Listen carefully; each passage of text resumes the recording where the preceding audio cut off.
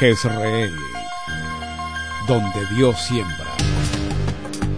Nuestro propósito es compartir las verdades de la palabra de Dios, que han demostrado ser vigentes y relevantes para transformar las vidas de todos aquellos que ponen su confianza en Cristo Jesús. Bienvenidos a la prédica de hoy. Muy bien, entonces volvámonos a meter. Estamos en el libro de Hebreos. Para quienes nos están acompañando por primera vez, estamos estudiando el libro de Hebreos con un mensaje específico. Se llama un mensaje ¿de qué? De perseverancia en la fe hacia el final, un mensaje de perseverancia. Habíamos hablado del libro de los Salmos diciendo un mensaje de fe y esperanza para el futuro. ¿Cómo podemos enfrentar el futuro con fe y esperanza? Ahora estamos diciendo a través del libro de Hebreos cómo perseverar en la fe. Porque a veces tenemos fe, pero perseverar en la fe es otra cosa muy diferente. Y quisiéramos mantenernos siempre en el mismo estado vigente de creerle al Señor todo el tiempo, en toda circunstancia, pero no siempre es fácil. Y esto tenemos que, uno, reconocerlo, dos, aceptarlo, pero también tres, prepararnos para que eso no se vuelva en contra de nosotros. No estamos exentos de pasar por situaciones difíciles o crisis. Lo que sí no podemos permitir es que esas situaciones o circunstancias nos frenen nuestro desempeño en el carácter de Cristo en nuestras vidas. Así que tenemos que perseverar en la fe. Comenzamos en Hebreos capítulo 10, hace 15 días, en el versículo 39 decíamos que nosotros no somos de los que retrocedemos, nosotros somos de los que vamos creyendo, avanzando para adelante siempre. Esto es algo que es fundamental, es una declaración y no es algo que nosotros desde el punto de vista positivo declaremos, sino es algo que dice la Biblia. Dios no se agrada con los que se echan atrás, Dios no se agrada con los que retroceden, Dios no se agrada con aquellos que se vuelven pusilánimes ante los desafíos. Dios se agrada de aquellos que tienen fe y con la fe perseveran para ver las promesas de Dios hechas realidad. De ellos se agrada a Dios. El libro de Hebreos en el capítulo 10 lo dice. Y por eso nosotros hemos declarado que nosotros somos de los que avanzamos, no de los que retrocedemos. A ustedes, los que de pronto nos acompañen por primera vez hoy, les estamos invitando a eso. Únanse con nosotros porque ninguno de nosotros por sí mismo es capaz o suficiente. Lo que sí creemos es que cuando confiamos en Dios, todo se vuelve posible. Para Dios todo es posible. Para Dios no hay ninguna circunstancia que sea imposible, por la cual esté limitado, sino Dios puede intervenir y normalmente lo hace a través de nuestras vidas. Muy bien, ese fue el capítulo 10 con el que iniciamos. Ojalá usted lo leyera desde el 32. Estamos hablando de gente allí que estaba viviendo la persecución, una época muy compleja para la iglesia, de las épocas más difíciles que la iglesia ha vivido, pero también fue la época en donde la iglesia se multiplicó de una manera asombrosa, porque cuando pretendieron acabarla, lo que Dios hizo fue multiplicarla. Como a veces en la vida, a veces las situaciones se presentan tan difíciles o dolorosas que pareciera ser que es el final del camino. Y resulta que Dios eso lo revierte en que sea más bien el comienzo de muchas nuevas experiencias. Por eso situaciones difíciles nosotros las tenemos que ver como oportunidades. Las situaciones complejas nosotros las tenemos que observar desde el punto de vista de Dios como algo en lo que Dios va a intervenir y algo nuevo de Dios vamos a descubrir. Así que en ese capítulo del 32 al 39 usted puede leerlo. Ellos fueron así, nosotros no debemos ser menos porque nos unimos con ellos para no echar atrás. Nos devolvimos hace 8 días al capítulo 1. Si usted quiere volverse a ubicar en el capítulo 1, estábamos hablando de la importancia de Jesús dentro de todo este proceso. ¿Por qué? Porque a los judíos de esa época, que se habían convertido al cristianismo, que son los destinatarios de esta carta, de este libro de los Hebreos, ellos, todos sus problemas habían comenzado cuando habían aceptado a Jesús como Señor y Salvador. Venían de su tradición judía, obviamente en esa tradición vivían como cualquier judío lo haría, con la esperanza del Mesías, con el cumplimiento de las promesas de Dios sobre esta nación, pero un día ellos descubrieron que Jesús era el Mesías prometido. Así la Biblia lo plantea. Jesús fue el Mesías que el Antiguo Testamento advertía que llegaría en un momento determinado. Por eso el libro de Lucas, cuando hablamos en Navidad del pesebre y hablamos de la natividad, dice: y llegado el cumplimiento del tiempo, o sea, todo tiene su momento de Dios. Y Dios lo había prometido, Dios enviaría a Cristo Jesús, y llegado ese momento, obviamente Jesús hizo presencia a través del Espíritu Santo en la Virgen María. Y comienza toda esta expectativa de un Mesías que viene a redimir al hombre, incluyendo obviamente al pueblo de Israel. Pero decíamos que Israel no lo entendió así. Israel no vio a Jesús como Mesías, sino como uno de sus más grandes profetas, uno de sus más grandes maestros, uno de sus mejores hombres, pero finalmente nunca lo vio como el Mesías. Estoy hablando la generalidad del pueblo de Israel. Algunos de ellos lograron descubrir por el Espíritu Santo que Jesús era el Mesías, y a la luz de eso empezaron a seguir las enseñanzas de Cristo, que nada tienen que ver con el Antiguo Testamento en cuanto a los sacrificios, porque el sacrificio que se necesitaba, único y suficiente, fue el que Jesús en la cruz llevó a cabo. Lo demás, todo lo que la Biblia nos enseña, sigue siendo pertinente. O sea, no matar, no robar, no desear, todo eso obviamente sigue siendo pertinente, pero el sacrificio por los pecados, cuando fallamos ante esa ley, ya fue llevado a cabo a través de Cristo Jesús por nosotros. Y eso fue lo que ellos aceptaron, y eso fue lo que ellos empezaron a vivir. Obviamente vino la persecución tanto del pueblo de Israel como del pueblo romano contra estos nuevos convertidos, estos judíos que se habían vuelto a Cristo Jesús. Ahí comienza su problema. Y entonces ellos, al considerar la situación que vivían, podían pensar como algunos cristianos piensan, que haber recibido a Cristo y tratar de obedecerlo y tratar de seguirlo es la causa de las dificultades. Porque si nosotros viviésemos como vive todo el mundo, si nosotros hiciéramos lo que hace todo el mundo, a lo mejor no tendríamos tanto problema. Si usted paga la palada del 10%, bueno, ahora son 20% o más, seguramente usted tendría adjudicados muchos de las licitaciones en las que se hace presente. Seguramente si usted da un dinero, le facilitan trámites para obtener resultados. Seguramente si usted hace lo que la gente hace, usted tendría esos resultados que la gente obtiene. El único problema para nosotros es que Dios dice que hagamos las cosas como Él nos enseña a hacerlas. Y eso implica que si hablamos de nuestro más grave problema actual en el país, la corrupción, la manera en que podemos nosotros ayudar a que esto se corrija sea siendo honestos. Nosotros no podemos hacer lo mismo que hace todo el mundo. Y obviamente eso es una desventaja para usted, y yo lo entiendo, y créame que por los empresarios y por las personas que de alguna manera tienen vinculación a través de contratos, oramos es para que Dios les permita ver que no necesitan hacer lo que todo el mundo hace para tener las oportunidades y la bendición de Dios para la financiación de sus necesidades. Dios será proveedor y hay que creer allí, pero hay que actuar como Dios nos pide, y eso implica una confrontación con la realidad cultural que nos rodea. Eso era lo que les pasaba a ellos, y entonces era difícil poderse sostener, y llegaron a pensar que a lo mejor si se devolvían otra vez al judaísmo anterior, a no tener esa presión tanto de persecución judía como romana, pues sus vidas mejorarían. Hay muchas personas que han abandonado las iglesias. No quiero decir con esto que hayan dejado de ser cristianas, eso solamente lo sabe Dios. Pero hay mucha gente que ha hecho confesión por Cristo, hay gente que ha entregado sinceramente su vida a Cristo, pero las situaciones en la vida apremiantes, difíciles y complicadas los han llevado a pensar que es mejor más bien vivir como todo el mundo y tener una fe ahí personal en el corazón. Y como le preguntamos de pronto a aquel que se ha apartado, que dice, no, pero yo confío en el Señor, yo sigo creyendo en el Señor, pero no le está obedeciendo. Y el no obedecer a Dios implica que usted tiene que atenerse a lo que humanamente podrá hacer. Mas cuando yo obedezco a Dios, siempre la obediencia trae manifestaciones de Dios a mi vida. Si usted quiere ver milagros, tendrá que obedecer al Señor, porque Dios opera a través de la obediencia. Hay mucha gente, y usted conocerá amigos, conocidos, familiares, que de pronto se hayan retirado de la vida cristiana pensando que es mejor seguir como estábamos, y no ahora con esta exigencia que Dios nos pide de hacer las cosas como Él demanda. Pero aquí es donde el libro de Hebreos tiene sentido. Dios nos pide que le obedezcamos y hagamos lo que Él dice. Y Dios nos ha prometido que Él nos va a respaldar y sacarla adelante. Eso no quiere decir que las cosas necesariamente vayan a cambiar. Por eso el capítulo 11 de Hebreos nos muestra a muchos que sus situaciones cambiaron para bien y a otros que sus situaciones cambiaron para mal.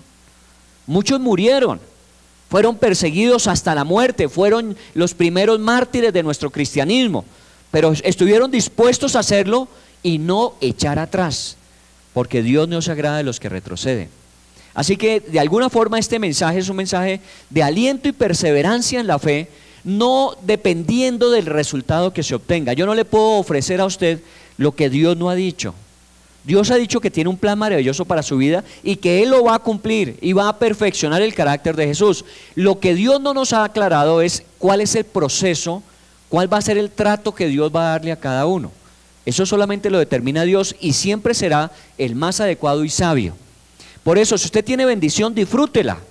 Si usted tiene bendición, dele gracias a Dios. Si de pronto la situación suya es compleja, es difícil, es una situación donde su esfuerzo en la fe es cada vez mayor, manténgase, porque Dios no se ha equivocado.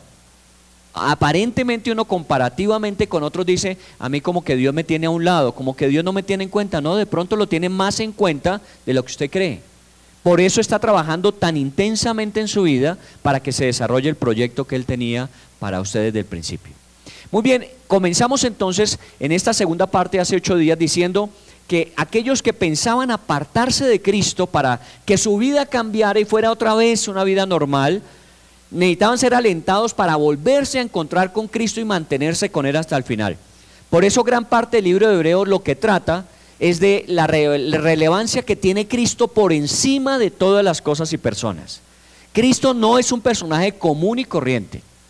Jesús es el Hijo de Dios encarnado y al final de cuentas, cuando Él su vida dio por nosotros y fue levantado, se le dio nombre sobre todo nombre.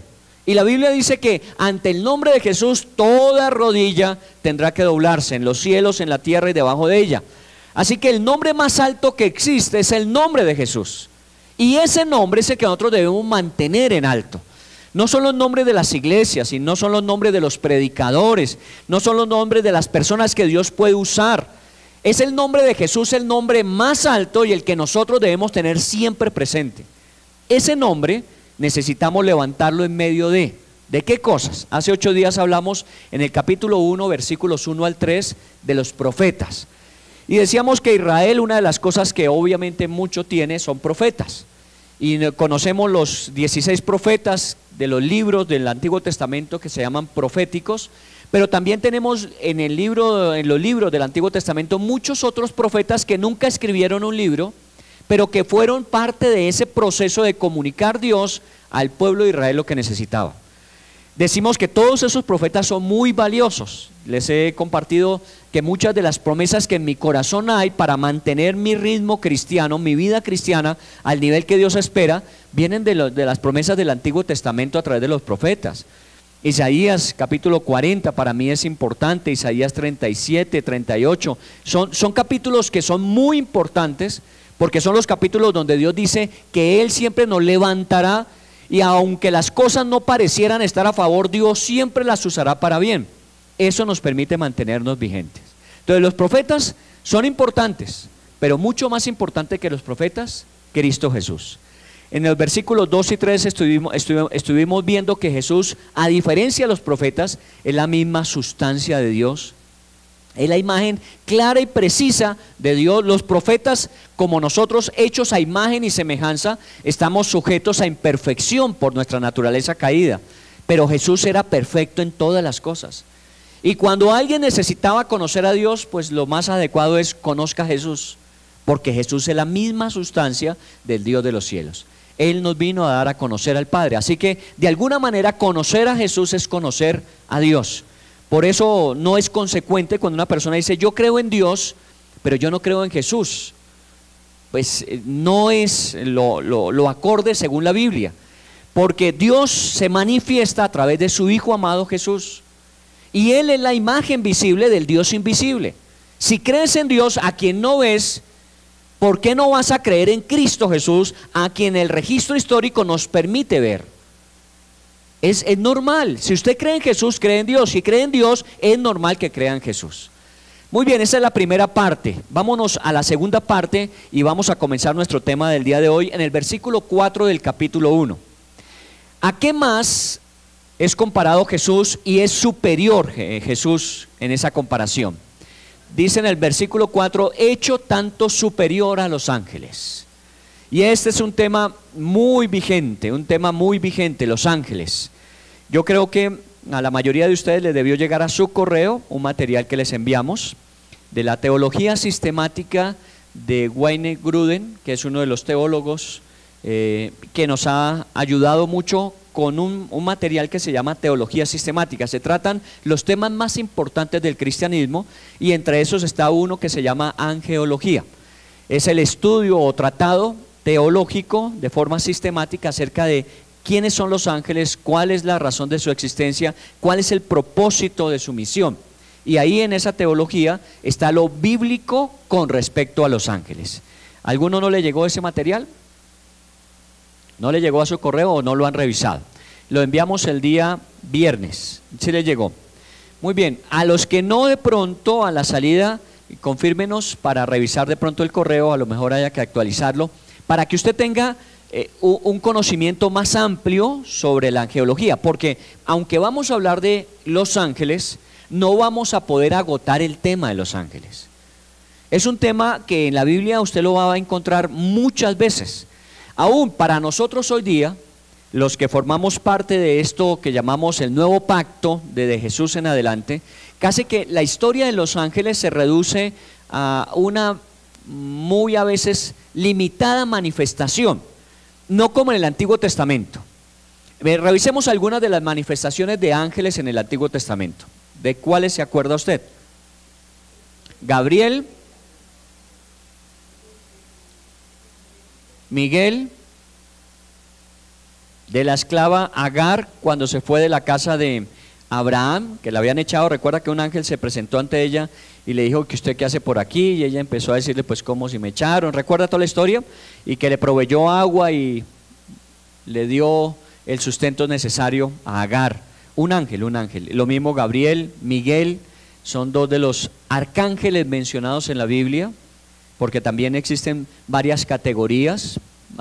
Por lo menos este material que le he enviado habla de querubines, de serafines, de arcángeles y de ángeles, aunque en el libro de Efesios se mencionan principados, potestades, huestes, ¿cierto? Que también forman parte de esas legiones celestiales, dice la Biblia en esos libros. Pero encontramos muchas veces, mire, a Lot. ¿Quién salvó a Lot de Sodoma y Gomorra? Recuerda que fueron dos ángeles que llegaron y les dijeron, mire, prepárense. Tuvieron problemas, imagínense la corrupción tan tenaz que vivía Sodoma y Gomorra, que cuando estos dos ángeles llegaron a la casa de Lot, los de Sodoma los querían violar. El homosexualismo era tenaz en Sodoma. Y cuando llegaron estos personajes, pues obviamente ángeles como muchos de los que, bueno, a veces vienen aquí, no, mentiras, están aquí.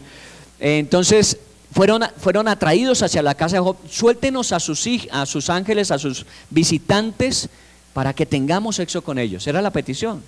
¿Recuerda que les dijo Lot? Les doy hasta mis hijas, pero no se metan con los ángeles.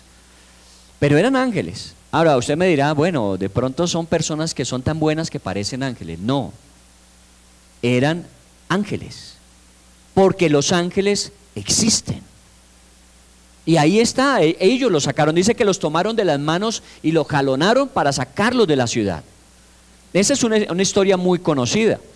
También conocemos a Daniel en el foso de los leones, que coincidió ese día, esa semana, que los leones los habían tenido hambrientos durante mucho tiempo, porque los tenían así. La idea era tener hambrientos los leones para que inmediatamente les echaran las presas, ellos se hicieran cargo de ellas. Obviamente muchas de esas presas eran los famosos desaparecidos, que nosotros también conocemos en el presente.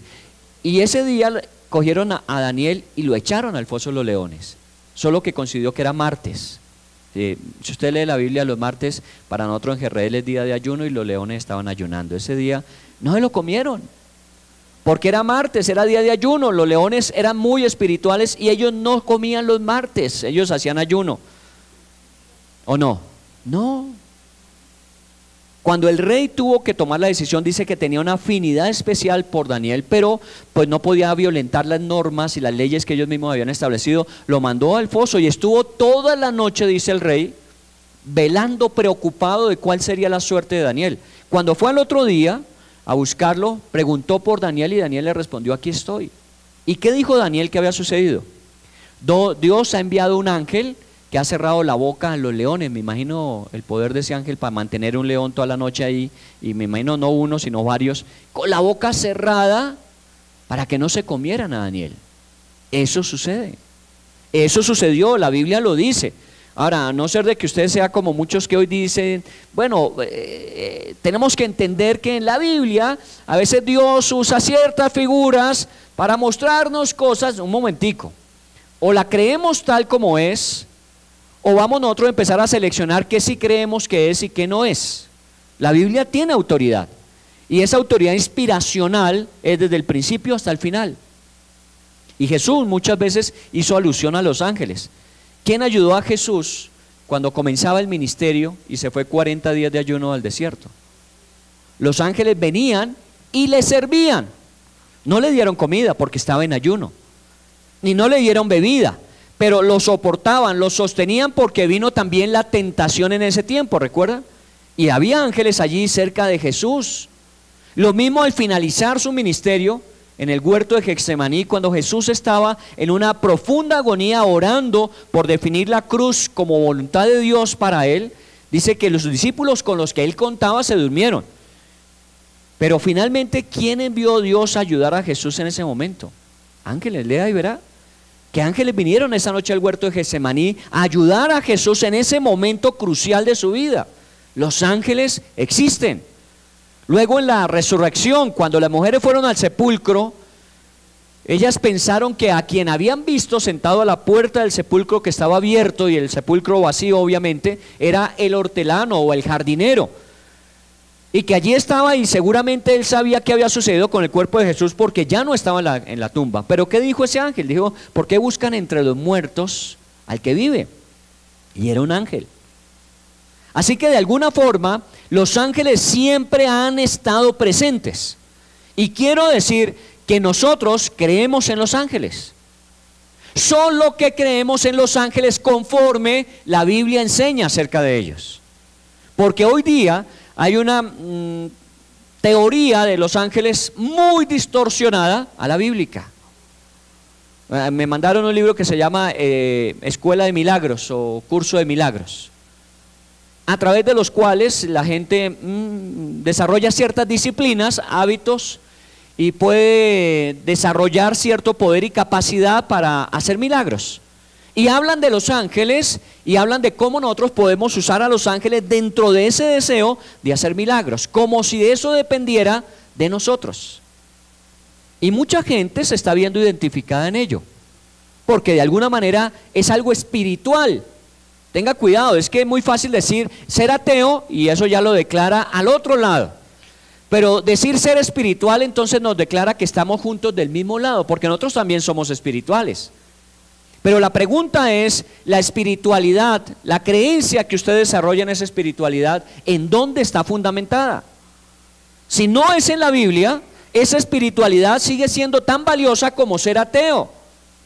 Porque el Señor dijo que el que no cree en Él conforme dicen las Escrituras. Nosotros no podemos traer todo tipo de creencia y doctrina y filosofía y decir es buena como lo es lo de la Biblia. No, la Biblia es única porque es inspiracional y es la suprema autoridad, la última palabra en todas las cosas. Eso por lo menos es el concepto que aquí en la iglesia tenemos. Porque nosotros creemos en la inspiracionalidad de la Biblia. Y nosotros creemos en la autoridad que la Biblia tiene sobre todo asunto que menciona, incluyendo los ángeles. Y tendríamos mucho que decir sobre los ángeles. Y ángeles no son unos pocos, son miles y millones se mencionan en la Biblia. Cuando Elías con su siervo estaba siendo sitiada la ciudad donde habitaban, porque de alguna manera como profeta de Dios este hombre Elías descubría las artimañas, los planes de los enemigos para Israel, le mandaron a sitiar la ciudad para tomarlo preso. Y el siervo se asustó viendo todo el ejército asirio a su alrededor. Y salió el profeta Elías y le dijo, ¿por qué se preocupa? ¿Cómo que por qué me preocupo? ¿No ve todo el ejército que hay alrededor de nosotros? No tenemos escapatoria. Y él dijo, no hay problema. Muchos más son los que están con nosotros que los que estás viendo. ¿Qué estaba diciendo Elías? Entonces le tocó hacer una oración que de pronto nos toque hacer hoy. Y el Señor, ábrele los ojos para que vea. Así oró Elías por su siervo, inmediatamente oró diciendo que le abriera sus ojos, empezó a ver que entre el ejército asirio y ellos había un ejército de ángeles mucho mayor, y que no iba a permitir ese ejército que el ejército asirio los tomara presos. Y ustedes saben que de allí salieron, más bien con todo ese ejército sirio, los sacaron a ellos presos. ¿Por qué? Porque allí hay manifestación de ángeles. Pero la pregunta es, bueno, ¿quiénes son? ¿Cómo son? ¿Cuál es su naturaleza? ¿Por qué fueron creados? ¿Para qué están en nuestras vidas presentes? Eso es angeología. Así que estamos hablando de un tema que es muy importante, poco tratado en el cristianismo, pero que es muy vigente. Usted y yo tenemos todo el tiempo ángeles a nuestro alrededor. Todo el tiempo. Algunos no son visibles. Algunos Dios en alguna oportunidad permitirá que puedan ser visibles. Porque esta también es otra cosa que la Biblia muestra, que los ángeles pueden hacerse visibles, siempre y cuando Dios quiera que así sea. Mi esposa cuenta una historia en Cali, cuando llegaba ella a hacer su misión en Cali, y llegó por primera vez a la ciudad, no la conocía, y le tocaba ir a un grupo vida, y empezó a buscar la dirección y andaba perdida. Bueno, mi esposa no es difícil que se pierde en una iglesia si entra por una puerta y sale por otra. Así que no era muy complicado, pero estaba supremamente perdida y obviamente muy nerviosa. Y de pronto llegó una persona en una moto y le preguntó qué estaba buscando. Entonces ella le dijo que estaba buscando una dirección, y el hombre le dijo, vea, si quiere súbase y yo le llevo. Imagínese. Y la llevó. Mi hijo le dijo, mire, esta es la puerta, vaya y pregunte. Y entonces ella se bajó, fue, preguntó, le abrieron, le dijeron, sí, este es el lugar. Cuando le preguntaron, ¿y cómo llegó? Ella dijo, no, el señor de la moto. ¿Cuál señor de la moto? No había nadie. Nadie había visto que alguien hubiese llegado con ella. Pueden ser ángeles. El ángel de la moto, ¿o no? Sí, es que, ¿sabe por qué no sucede más frecuentemente? Porque nosotros no creemos. Porque a nosotros nos parece que esas ideas, no, eso es a veces fantasía, eso es querer acomodar las cosas. No necesariamente. Hay cosas que no tienen explicación. Estaba leyendo precisamente esta semana sobre historias de ángeles, y hay muchas historias que se cuentan de personas. Hubo unos misioneros que fueron en una isla a visitar a un sacerdote, eran católicos misioneros, fueron a visitar a un cura que habitaba en una parroquia muy lejana, y ya de regreso los cogió la tempestad, se perdieron, y de pronto apareció alguien en el camino con una antorcha, y en una tempestad impresionante, y la antorcha nunca se apagó, y lo que ellos demoraron 4 horas de camino de ida, este hombre lo regresó en 1 hora. En 1 hora lo regresó por un camino que obviamente solamente él conocía, y con una luz que nunca se apagó en medio de la tempestad. ¿Qué decían ellos? Dios envió a su ángel para sacarnos de aquí. Hay muchas manifestaciones. Así que en esto yo no quiero rebotar el avispero diciendo de aquí en adelante empiece a buscar ángeles por todas partes. Déjenlos, que los ángeles están ahí, siempre estarán ahí, y seguramente van a hacer lo que Dios les pida que hagan para nosotros, en función de nosotros. Usted lo único que tiene es que mantener lo que el libro de Hebreos plantea, y es que Jesús es superior aún a los ángeles. Pero no desconozca el valor de los ángeles, como no desconocimos el valor de los profetas. No desconozca el valor de los ángeles, pero por encima de los ángeles está el Señor Jesús. Muy bien, comencemos en el versículo 7 de ese capítulo 1, que dice: ciertamente de los ángeles dice, el que hace a sus ángeles espíritus y a sus ministros llama de fuego. Entonces vamos a encontrar de pronto ahí en el libro de Hebreos, aunque no es un tratado específico de los ángeles, los menciona mucho. Este autor nos habla un poquito de algunas características. Entre las características que vemos aquí es que los ángeles son seres creados. Y esto es importante, porque un ser creado siempre tendrá comienzo. Nosotros somos creados. El único que teológicamente se llama increado es Dios. Dios no es creado. Por eso una de las preguntas más difíciles de resolver a un niño es: ¿y de dónde viene Dios? Explíquele a un niño qué es ser increado. A un niño le puede explicar que esta carpeta llegó a ser carpeta por un proceso de una materia prima que a través de un procedimiento, de un adecuado proceso llegó a convertirse, pero tuvo que haber una materia prima. Pero ¿cómo hablar de Dios si no existe antes de Dios nada? Dios es increado, es el único increado. Los ángeles, aunque tienen una naturaleza espiritual, son creados. Fueron creados por Dios. Y por lo que encontramos en la Biblia, fueron creados antes que el hombre. Así que de alguna manera ellos nos llevan ventaja porque fueron creados antes que Dios pensara en nosotros. Ahora, ¿por qué? Bueno, pregúnteselo a Dios el día que usted llegue a su presencia. ¿Por qué los creó primero a ellos que a nosotros? Pero yo tengo mi propia respuesta según lo que me enseña la Biblia. Nunca de los ángeles se dice que el modelo que Dios usó para crearlos fue el mismo. Son criaturas espirituales, celestiales, dice la Biblia en otros términos, y que tienen una característica de espíritus. Pero cuando Dios hizo al hombre, dice que lo hizo a su imagen y semejanza. Así que de alguna forma, independiente, que como lo vamos a ver, los ángeles tienen un poder asombroso, porque lo tienen, un solo ángel puede destruir un ejército. Nosotros, por el diseño de Dios, somos mayores que ellos en el sentido de modelo. Dios escogió que el modelo para nosotros fuera el mismo. A los ángeles los creó como Él quería. Algunos teólogos andan preguntando si tienen alas o no tienen alas. Y más si usted lee libros como Ezequiel, cuando habla de unos que tienen 4 y 6 alas, que con 2 se cubren la cara, con 2 se cubren los pies y con 2 vuelan. Y uno dice, pero, ¿cierto? Eso suena más bien como a libros de fantasía, ¿cierto? No, pues tenemos que aceptar hasta donde podemos entender lo que la Biblia dice. El día seguramente que podamos estar dentro de ese contexto de realidad total, no esta temporal, sino la eterna, vamos a entender muchas cosas que en este momento sería necio nosotros tratar de darle una explicación que no tenemos. ¿Cómo son? La Biblia los describe con alas, y unos con 2, 4 o 6 alas. Algunos tienen más de 2 ojos. Perdóneme, no voy a entrar ahí, porque nunca he visto a un ángel en esa manifestación. Pero los ángeles también tienen otras manifestaciones. Dios les permitió asumir cuerpos, ser corpóreos, como en el caso de María, cuando Gabriel llegó a su presencia. Gabriel fue un ángel, porque la Biblia dice que se presentó y que estuvo hablando con ella, y me imagino que María no salió aterrada diciendo, uy, ese aleteo que me tenía desesperada. No, estaba ahí el hombre hablando con él como, ¿me entiende? ¿Cómo se manifiestan? Como Dios quiere. ¿Cómo es su naturaleza? Son creados y seres espirituales. O sea que de alguna manera ellos no dependen de nosotros como nuestro cuerpo físico.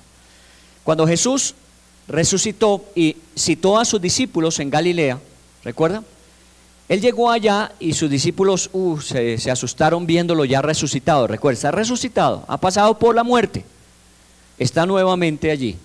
Y entonces ellos dicen, de pronto es un espíritu, es un fantasma, es un espíritu, usa el término.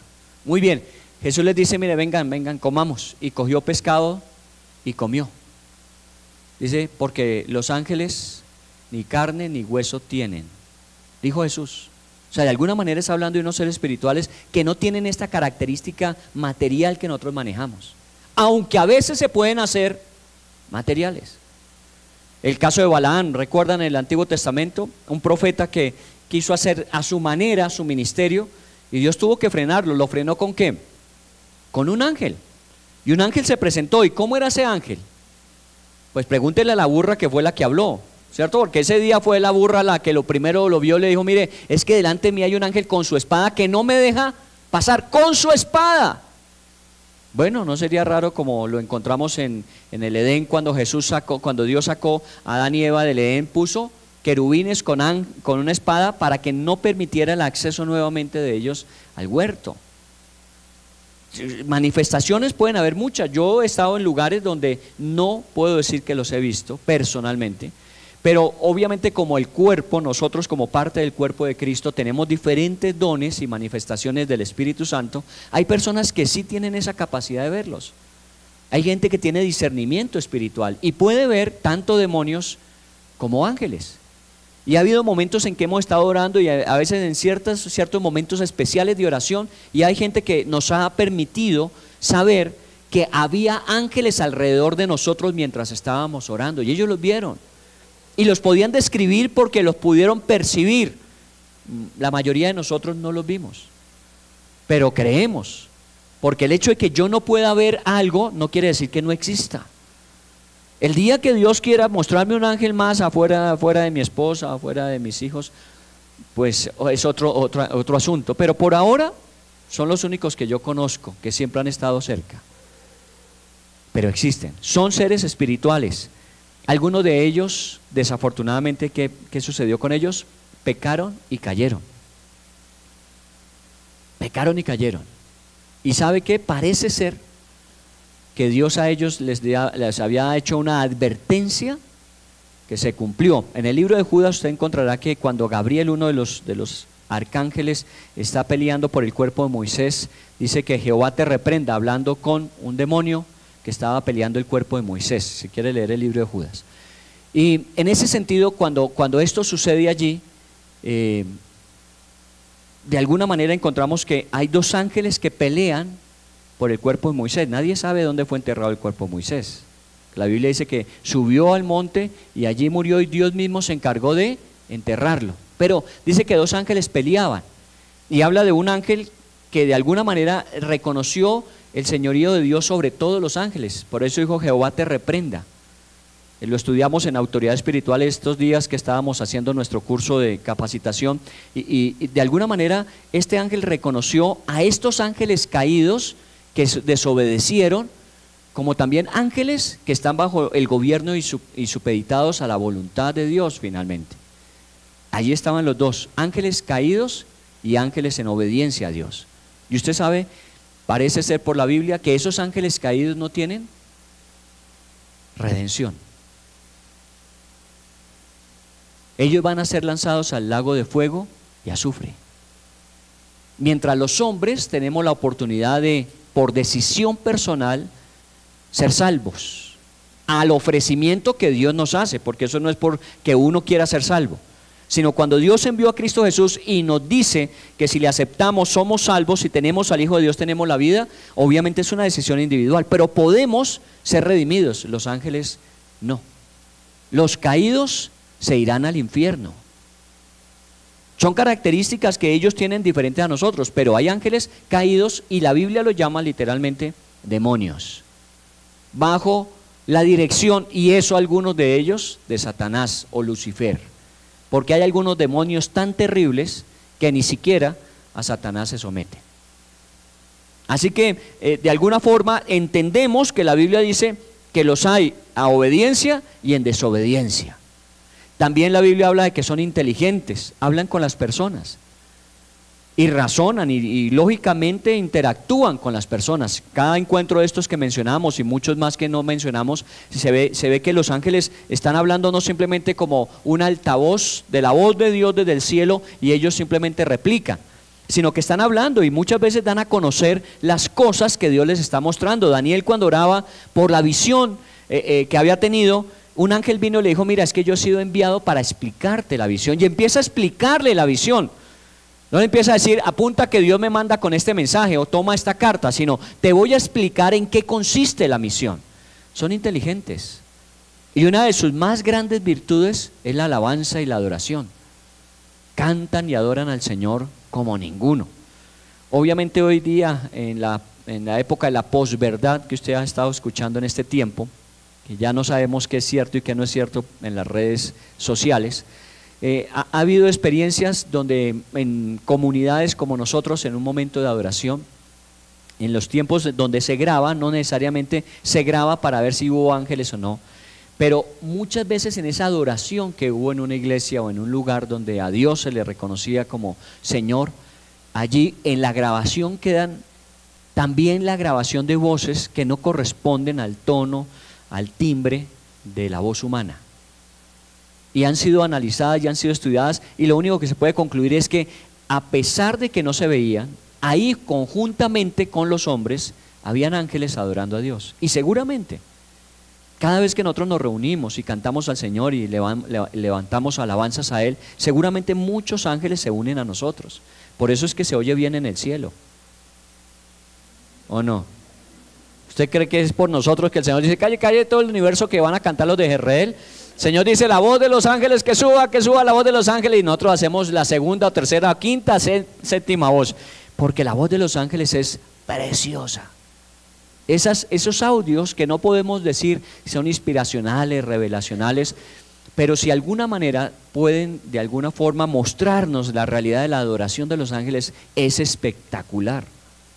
Nosotros aquí tratamos de hacer lo mejor posible dentro de nuestra limitación, pero el día que estemos cara a cara con el Señor, cuando se unan todos los que han sido redimidos y se unan todos los ángeles en la presencia del Señor para adorar al Señor, vamos a quedar aterrados de la adoración y la alabanza.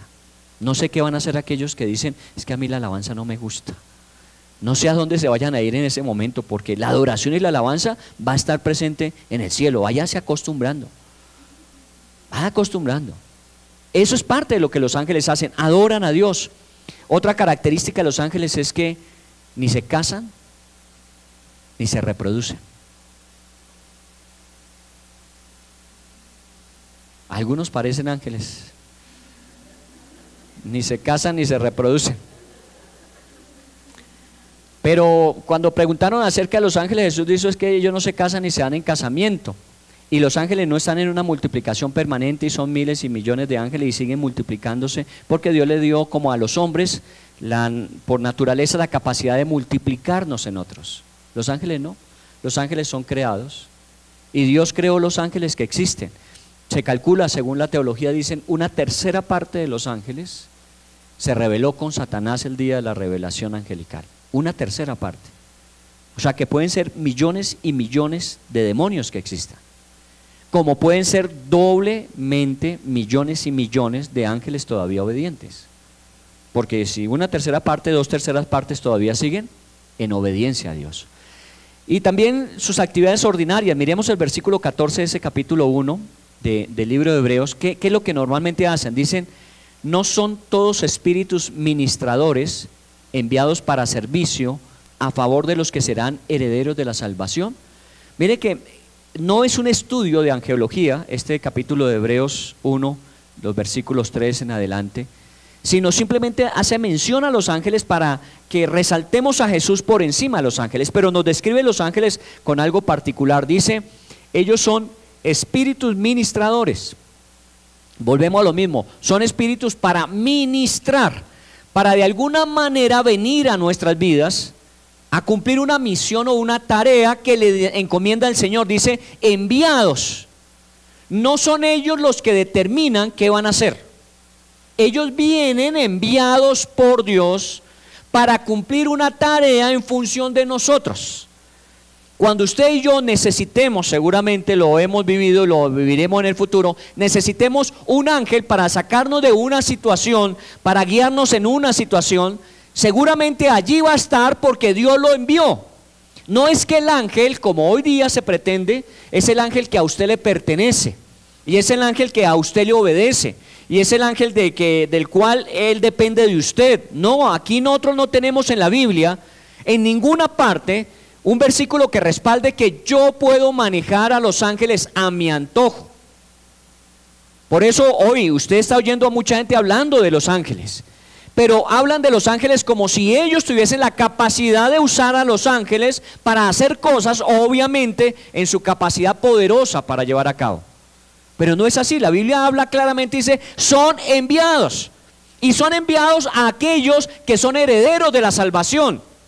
O sea, de alguna forma Dios los tiene para ayudarnos a nosotros a cumplir el propósito que Dios con nosotros se traza, tanto en nuestras vidas, en nuestro entorno, como alcanzar el mundo para Cristo.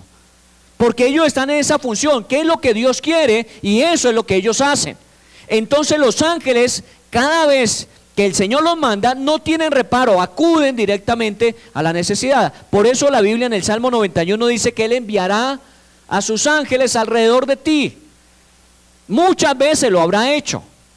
Lo hayamos visto o no, lo hayamos entendido o no, Los ángeles han intervenido muchas veces en nuestras vidas, pero no bajo el criterio de que yo soy quien determino qué deben hacer o no. No, yo simplemente confío en que Dios, cuando ya Él sabe que yo los necesito, Él los va a enviar. Y ellos van a venir a ministrarme, porque ellos lo hacen en favor de los herederos de la salvación.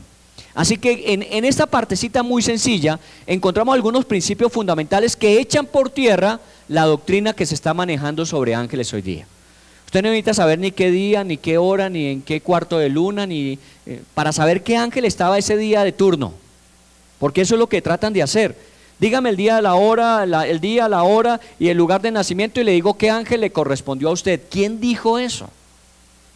Y la gente tiene fe en eso. Es más, tiene más fe que los cristianos en el Señor, porque la gente habla de eso con una autoridad y propiedad, y lo dicen con una convicción que uno dice, oiga, tiene que ser cierto, porque esta gente no puede hablar de un tema tan delicado con tanta seguridad si no fuera real. No es real, pero tiene más convicción, más fe en eso que nosotros en el Señor.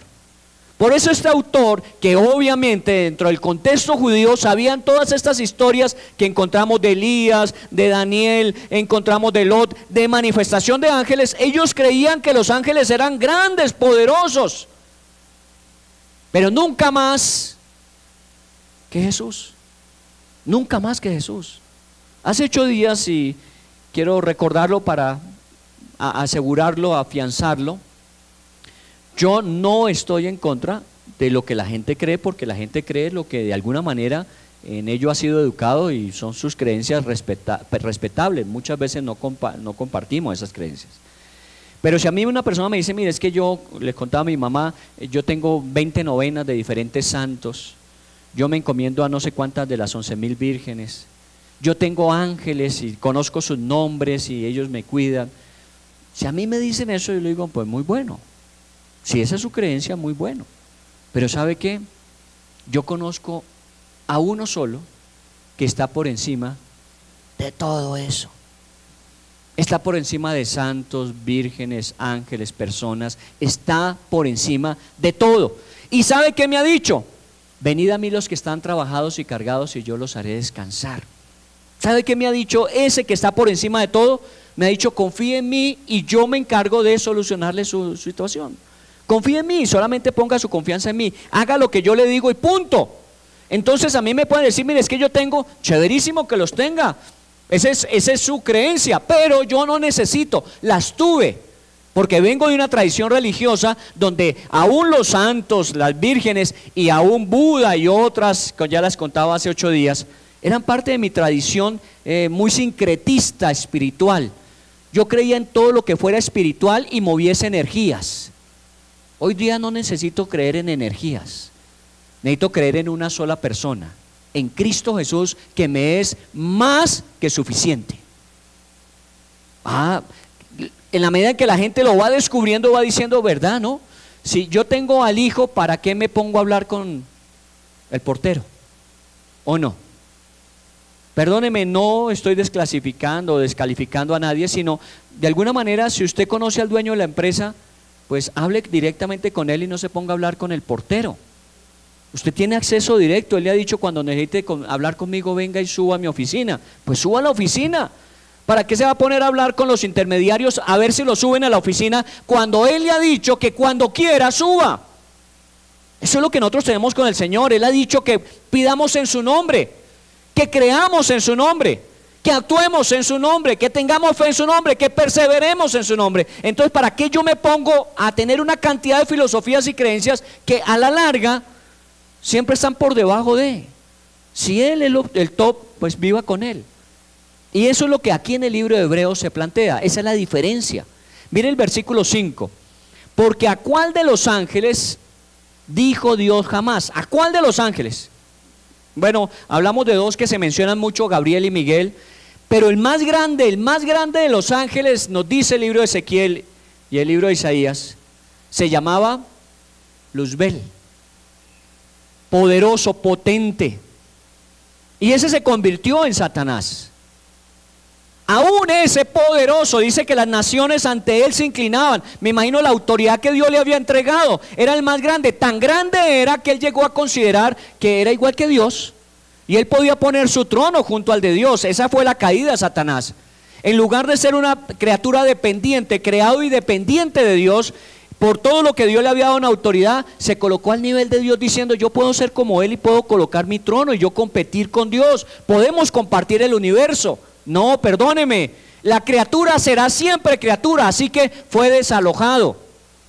En esa experiencia, el más grande, el más poderoso de los ángeles, ni siquiera Satanás escuchó que Dios dijo: mi hijo eres tú, yo te he engendrado hoy. Y otra vez dice: yo seré el padre y él será mi hijo. Y son términos muy particulares. Usted sabe que Dios habla de nosotros como sus hijos. Usted y yo somos hijos de Dios. Es un derecho que nos dio de adopción. Nosotros estábamos apartados, pero la Biblia dice que Cristo Jesús nos adoptó. En Cristo fuimos adoptados para Dios. Somos hijos de Dios y des el gusto de decir: yo soy un hijo o una hija en el caso suyo de Dios. Hágalo, pero por adopción. Nosotros no somos hijos porque simplemente Dios dijo: es que tú eres mi hijo amado, en ti tengo toda mi complacencia. ¿Sabe de quién dijo eso? Y solamente fue de uno, fue de Jesús. Este es mi hijo, yo lo he engendrado, yo seré para él padre, él será para mi hijo. Eso solamente lo ha dicho Dios de Jesús. Nosotros tenemos unas grandes bendiciones, pero nunca seremos como Jesús. Por eso también cuidémonos. De aquí a nivel doctrinal nosotros decimos: no, es que como Cristo habita en mí, yo cada día soy un Cristo nuevo. ¿Cuál Cristo nuevo? Cada día usted tiene que morir hasta que desaparezca y pueda ser Cristo en nosotros la esperanza de gloria. Cristo solamente es uno, el Hijo de Dios, que Dios dice: yo lo he engendrado, a Él le di la vida, ese fue el que yo puse en María. A ese es el único que debemos adorar como tal. Nosotros somos hijos por adopción, agradecidos eternamente. Mire otro versículo ahí en Hebreos 1, versículo 8. Mas del Hijo dice: tu trono, oh Dios, por el siglo del siglo, cetro de equidad es el cetro de tu reino. Has amado la justicia, has aborrecido la maldad, por lo cual te ungió Dios, el Dios tuyo, con óleo de alegría más que a tus compañeros. ¿De quién está hablando? Está hablando de Jesús. Porque el único trono que permanece para siempre, que va a prevalecer al final, es el trono de Jesús. Porque el Padre, así como cualquiera lo haría con su Hijo, va a entronizar a Jesús para que reciba toda la honra, la gloria y la alabanza, porque también Él entregó todo de sí para nuestra redención. Y ese día el Hijo va a ser entronizado y su trono va a ser eterno. De pronto el pueblo de Israel lo entendía aquí, cuando dijeron: no, es que de la simiente de David Dios levantará a uno que su trono será sempiterno. ¿Recuerda?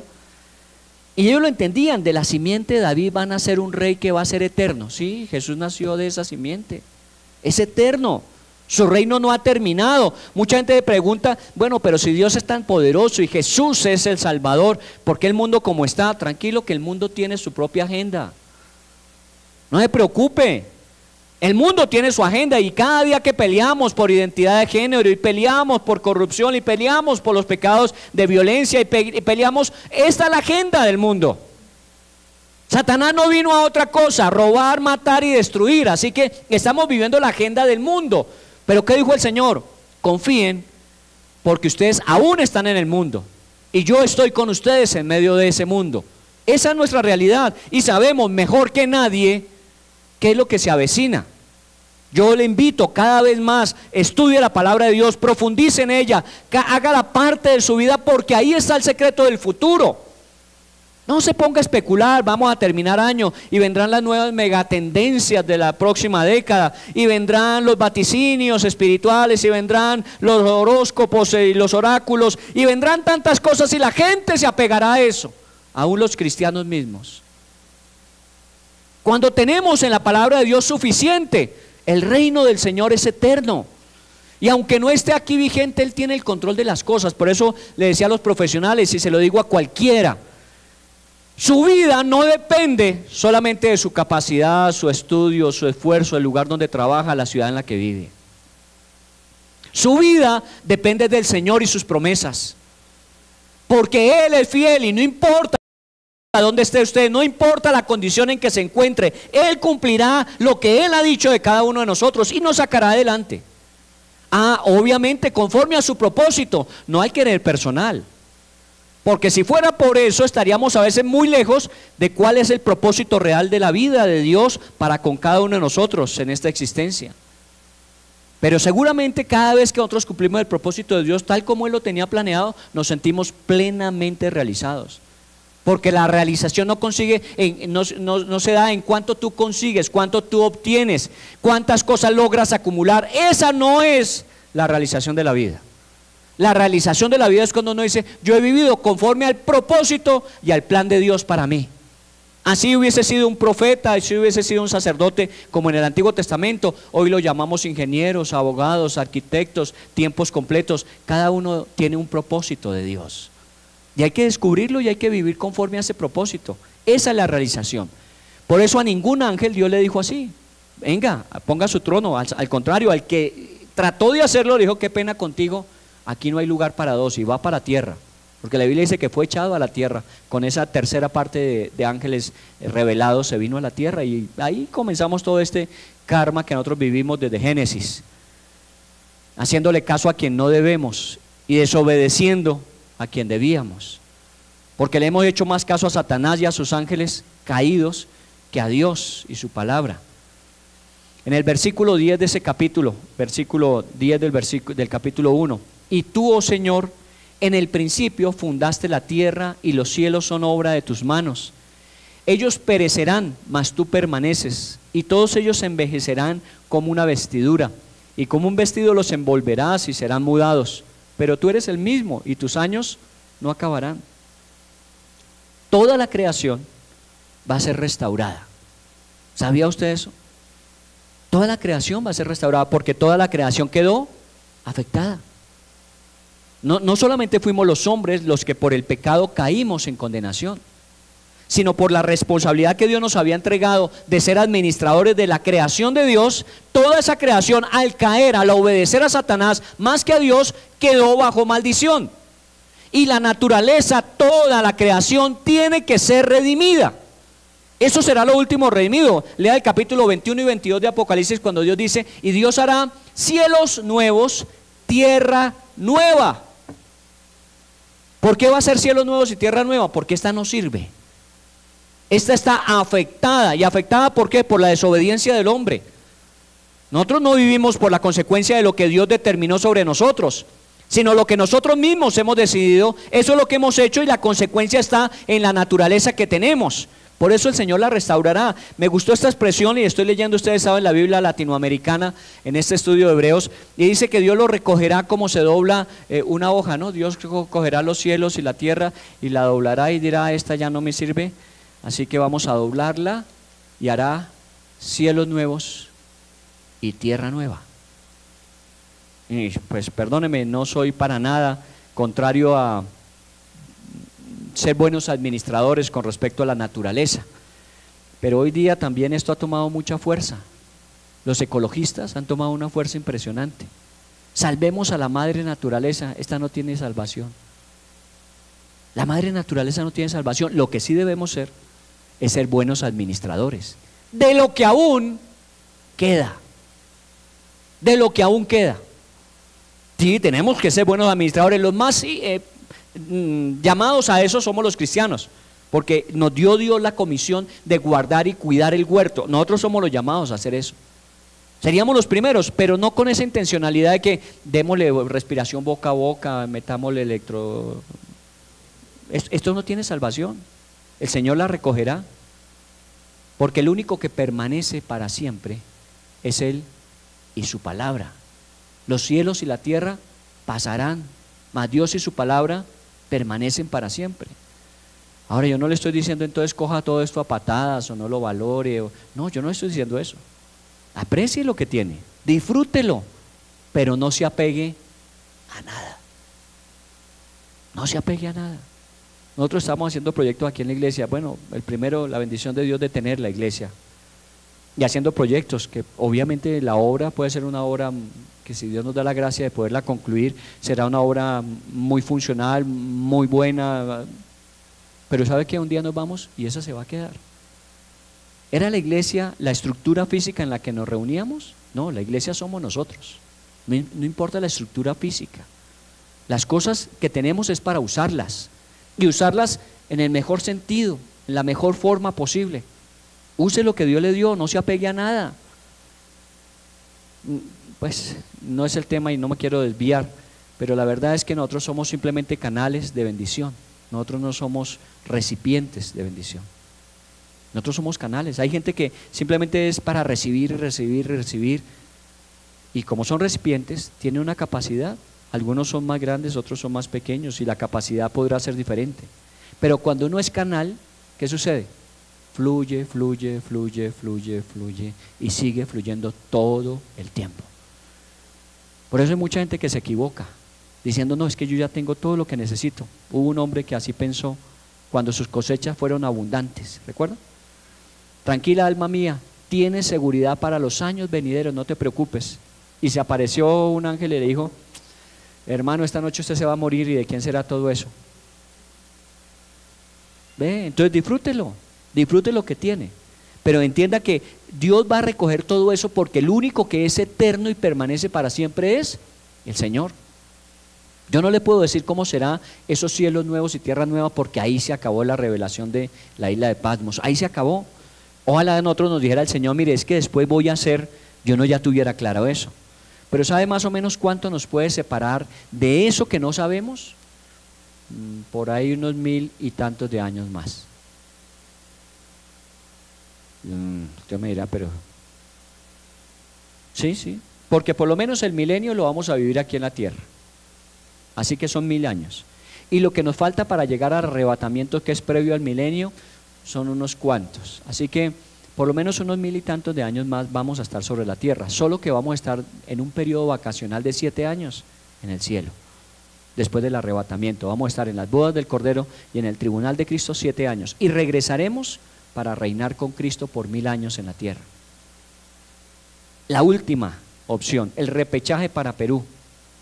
Eso es, el milenio es eso. ¿Sabe qué es?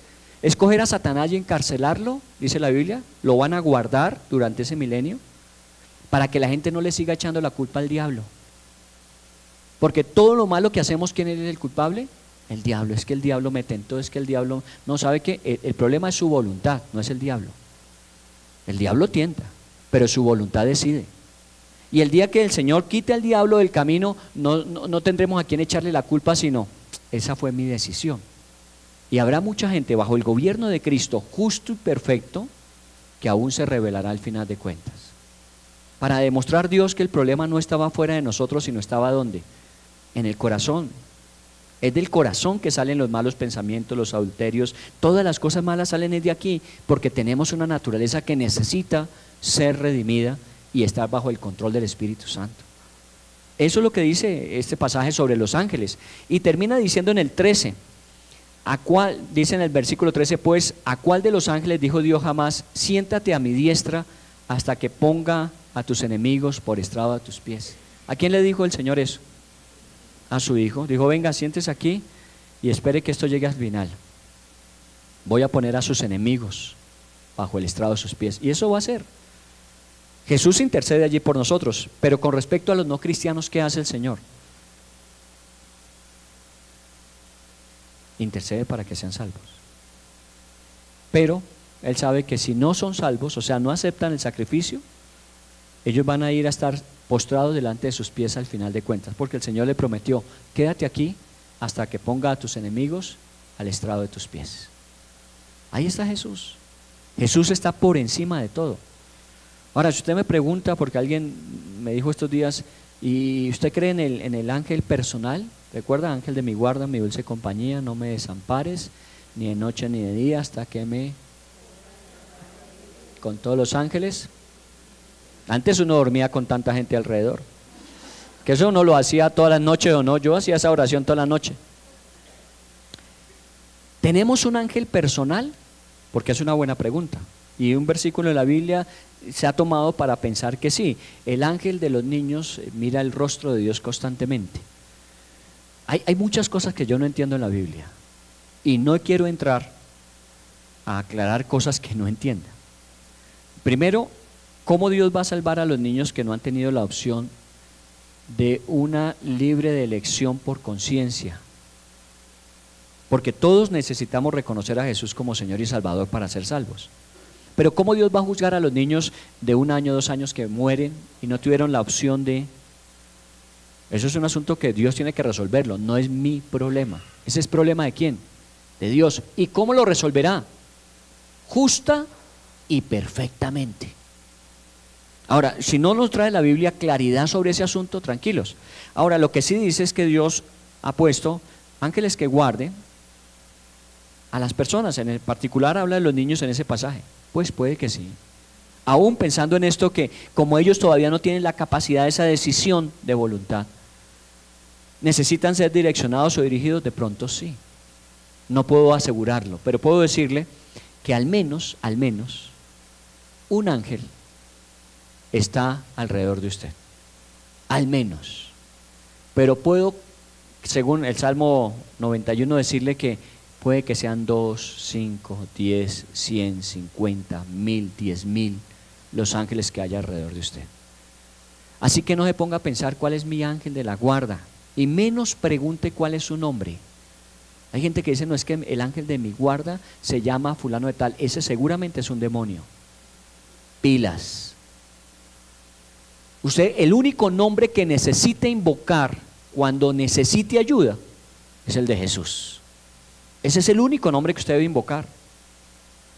Que si Él dice, necesitas ángeles para que te saque, lo manda. Y seguramente te sacarán. Pero el único nombre que es sobre todo nombre es el de Cristo Jesús. Así que estos judíos que creían que los profetas eran grandes y por eso debían volverse al judaísmo, este autor les dice, mire, los profetas son grandes y Dios los usó, pero ahora está su Hijo amado Jesús. Y estos judíos que sabían y conocían las historias de los ángeles, muchas de ellas, ellos habían sido partícipes, les dice, vengan acá, aún los ángeles son grandes y poderosos, pero nunca más que el Señor mismo. Pedro nunca predicó del ángel que le sacó de la cárcel. ¿Recuerda? Hechos capítulo 5, nunca. Usted nunca encuentra a Pedro diciendo, uy, es que yo tengo un cacha, un ángel que cada vez que lo necesito me saca de las... No, ¿sabe qué? Yo tengo un Dios en el que he confiado y Él cuando he necesitado ha enviado. Aún mandó un ángel que era del IMPEC porque lo sacó sin problema de la cárcel, ¿o no? Era el IMPEC porque lo dejaron pasar. Y ya cuando estuvo afuera fue que el otro despertó diciendo, oiga, esto no era una visión. Aún el Pedro, imagínense, con todo el andamiaje espiritual que tenía, él andaba pensando que era un bonito sueño y para qué despertarse de un bonito sueño. Pero cuando estuvo afuera y sintió el frío, se dio cuenta que un ángel de Dios lo había sacado de la cárcel, pasando por guardas, que habían 4 guardas, estaban en el trayecto entre la celda donde él estaba y la calle. ¿Cómo pasó por el medio de ellos? Un ángel del IMPEC. ¿Me entiende? Dios envía ángeles. ¿Usted necesita? Bueno, Dios los enviará, no los pida. La Biblia ya los prometió. Dios enviará a sus ángeles para que te guarden y tu pie no tropiece en piedra. Dios nos protege y nos guarda. Así que Él es más que suficiente. Invóquelo siempre a Él, no invoque los ángeles. ¿Está bien? Oremos y seguimos la semana entrante. Padre, te damos gracias y te bendecimos por tu palabra, por lo que de ella podemos nosotros, por tu revelación, entender. Reconocemos, como siempre lo hemos hecho, nuestra limitación para entenderlo todo. No todo lo sabemos, no todo lo entendemos, no todo lo conocemos. Y no podemos hablar de lo que no sabemos. Hablamos apenas de aquello que tu palabra nos dice. Y este pasaje en particular de Hebreos que estamos estudiando, y este capítulo 1 y estos versículos hasta el capítulo 2 que habla de los ángeles, nos hacen referencia a que sí, tú también dentro de toda esa creación creaste ángeles. Y ángeles que seguramente estarían al servicio tuyo, disponibles para cumplir las misiones que tú les enviaras. que hubo una parte de esos ángeles que se rebeló y quiso establecer junto a ti su propio trono y reino, y no hubo lugar para ellos, y lo llamamos demonios. Pero también hay muchos ángeles que aún están en obediencia a ti, Señor. Te damos gracias porque muchas veces los has usado, y yo creo en tu palabra tal como tu palabra, Señor, enseña, tal como tu palabra lo muestra. Yo creo en tu palabra como ella dice, que si Lot fue sacado por ángeles, que si a Pedro lo sacó un ángel de la cárcel, si a Esteban él veía ángeles descendiendo y subiendo por la escalera cuando estaba siendo apedreado, que si Elías vio un ejército rodeándolos y custodiándolos, que si un carro de fuego que lo llevó a los cielos. Señor, yo creo que tú eres un Dios que te puedes manifestar como tú quieras. Aunque son seres espirituales, en cualquier momento pueden asumir esta imagen, esta corporidad que tenemos nosotros, Señor, y manifestarse como personas. Por eso este mismo libro de Hebreos nos amonesta a ser hospitalarios, a ser diligentes en servir a otros, porque sin darnos cuenta puede que estemos sirviendo a ángeles, que tú hayas enviado ángeles para probar la diligencia nuestra en el servicio, en la hospitalidad. Señor, en el nombre de Jesús yo te doy gracias porque tú nos diste una promesa que la conocimos aún antes de hacernos cristianos. El Salmo 91 seguramente lo habíamos leído antes de leer gran parte de la Biblia que conocemos hoy. Y allí habíamos reclamado ese versículo, que tú enviarías a tus ángeles para que nos rodearan y cuidaran que nuestro pie no tropezara en piedra. Señor, hoy entiendo que así ha sido, que seguramente más de una vez tú has utilizado ángeles para evitarme una caída, para evitarme un daño, para evitarme un dolor. Yo te doy gracias por aquello que no he visto, aquello que no puedo probar, pero sé que ha existido. Tu protección, tu cuidado, como tú, oh Dios, has guardado mi vida siempre. Pero eres tú, Señor, porque ni una sola hoja de un árbol en este universo se mueve sin que sea tu voluntad. Tú eres el que determinas, el que decides, el que haces. Tú eres el que dices, y inmediatamente en este caso de los ángeles dice que son como llamas de fuego, corre velozmente a cumplir tu voluntad. Señor, yo oro en el nombre de Jesús en este día, agradeciendo que envíes ángeles para ayudarnos a todos nosotros y nuestras familias. Tú conoces nuestras realidades, tú conoces los que estamos cerca, los que están lejos, y cuáles son sus necesidades. Señor, si ellos necesitan tu intervención y esa intervención amerita que envíes ángeles, hazlo, Señor. Y te agradezco porque así lo haga, los cubra, los guarde, los proteja, les evites daño. Pero Señor, en esta tarde yo quiero pensar en ti, Jesús, y quiero levantar ese nombre tuyo en alto, porque tú eres Dios también. Jesús, el Padre dijo de ti, yo te he engendrado hoy, y no tenemos la menor duda, aunque no podemos probar, cómo la encarnación fue la acción de Dios en el vientre de María para colocar la simiente de Jesús, para que fuese hombre como nosotros, para entendernos en todas nuestras situaciones y podernos auxiliar en todas nuestras circunstancias. Pero tú no fuiste creado allí el día que fuiste colocado en el vientre. Tú, Jesús, eres eterno y tu reino por la eternidad es también. Tú eres Dios increado, cosas que nuestra mente, Señor, no alcanza a hilar, pero simplemente por fe yo las declaro como ciertas. Eres mi Dios, mi eterno Dios. Eres el Dios inicio de todas las cosas, pero que no tiene inicio. Eres el Dios que permanecerás para siempre, porque todo lo que hoy veo un día pasará, pero tú permanecerás para siempre, Señor.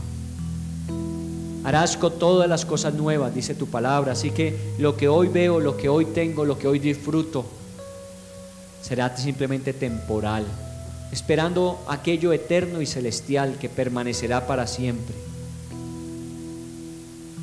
Por eso te damos gracias por habernos permitido, como lo hiciste en mi propia familia, de entender que no necesitábamos tantos rezos, tantos santos, tantas formas de adoración que teníamos, sino que necesitábamos un solo nombre que era suficiente para ser Redentor y Salvador.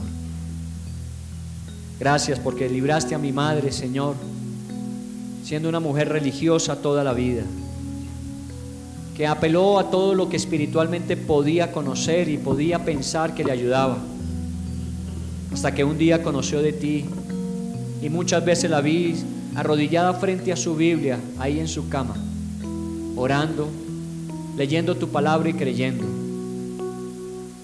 Ella es uno de mis desafíos de fe, de perseverar en la fe, porque todo lo que pudiese haber venido, vino, pero ella permaneció y permanece aún.